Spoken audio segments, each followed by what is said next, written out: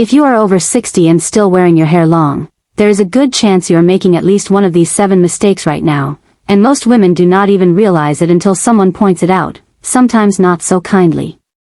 This is not about cutting your hair short. This is about how you wear the length you already have. By the end of this video, you will know exactly which of these 7 styles are quietly aging you, and which simple switch can take years off your look without a single trip to the salon. Hey beautiful, welcome back to Glow at Every Age, the channel where we keep it real about looking good after 60 without spending money you don't need to spend. If you're new here, welcome, I'm glad you found us. This is exactly the kind of practical advice we talk about every week. And to my regulars, hello again, you already know we don't sugarcoat things here, we just give you what actually works. Okay, before we get into hairstyle number 4, I want to ask something quick. If you're nodding along right now, go ahead and hit that like button. It tells me this video is actually helping. And if you haven't subscribed, now's a great time, because we drop videos like this every week. Comment below and tell me, are you currently wearing your hair long? I want to know. Let's clear something up right away. Long hair after 60 is not the enemy. I want you to hear that clearly because so many people online will tell you to just cut it all off, and that is lazy advice. The real issue is not length, it is styling. Certain ways of wearing long hair pull your face down, highlight thinning at the crown, or make your whole look feel flat and tired. Today we are walking through 7 of those styling habits, and more importantly, what to do instead.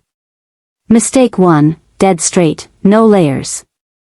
Wearing long hair completely straight with 0 layers is the #1 culprit. Without layers, hair just hangs there with no shape, and gravity does the rest, pulling your whole face downward. The fix is simple, ask your stylist for long layers that start around your cheekbone, it adds movement instantly. Mistake 2, the center part, every single day. A center part can work beautifully, but wearing it every single day creates a harsh straight line that emphasizes sagging and width at the same spots, day after day. Switching to a deep side part even occasionally softens your whole face shape immediately. Mistake 3, too much weight at the ends. Thick, blunt ends on long hair can look heavy and actually drag the face down visually. Thinning shears or soft layering at the bottom lighten things up and create that airy, youthful movement you see on women who somehow always look effortless. Mistake 4, skipping face framing pieces. This one surprises people. Long hair pulled straight back with nothing framing the face removes all softness around your features. Face framing layers, even short subtle ones near the cheek, soften lines and draw attention to your eyes instead of anywhere else. Okay, before we get into hairstyle number 4, I want to ask something quick.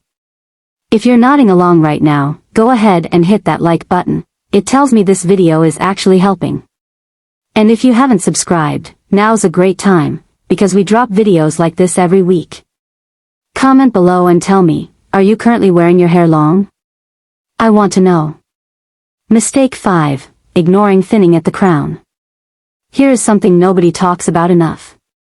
As we age, hair naturally thins at the crown, and wearing it long and flat there just exposes it more.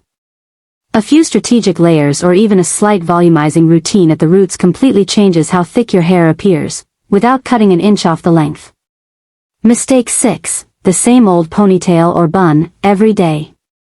A tight, slicked back ponytail or bun pulls at the skin and exaggerates every line on your face. It is convenient, I understand, but a slightly looser, lower style with a few face framing pieces left out softens everything instantly and still takes the same 5 minutes. Mistake 7, no color dimension.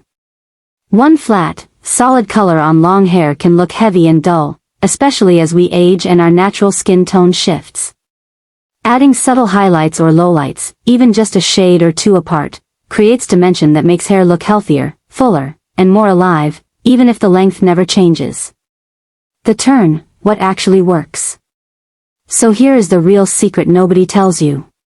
You do not need to chop your hair off to look modern and fresh after 60. What you need is movement, softness around the face, and a little dimension in color. That combination does more for your appearance than any drastic length change ever could. Long hair after 60 can absolutely look elegant, polished, and current, it just needs to be styled with intention instead of habit. Here is something small that makes a big difference. Loose waves, even soft ones you create with a simple curling iron in 5 minutes, instantly add the movement we talked about earlier. It is one quick step that ties everything we covered together. I want you to remember this: your hair does not have to be short to look youthful, and it does not have to be long to look outdated either. It is all about how you style what you already have. Small adjustments, not drastic ones, are usually what makes the biggest difference. If this video gave you something to think about, that is exactly why I make these. Hit subscribe so you do not miss next week's video. Give this one a like if you are walking away with at least one change you want to try, and tell me in the comments which of these 7 mistakes you are guilty of. No judgment, we have all done it. I will see you in the next video, and until then, stay elegant.